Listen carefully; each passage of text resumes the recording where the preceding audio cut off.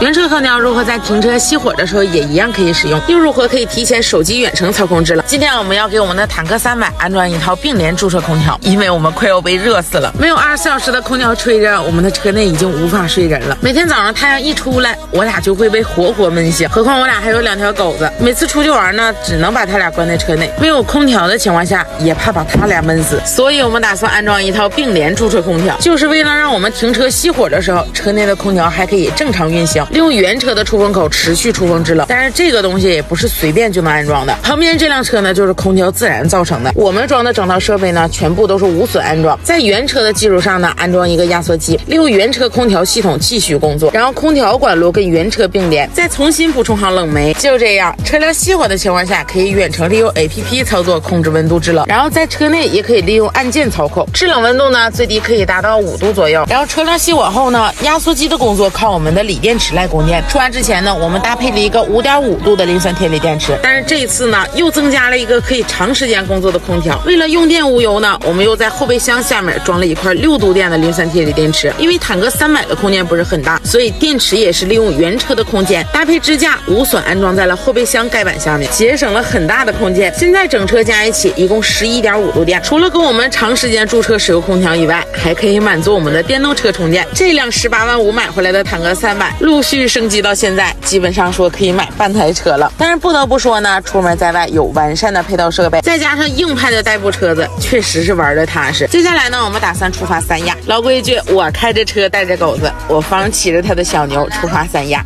咱们路上见吧。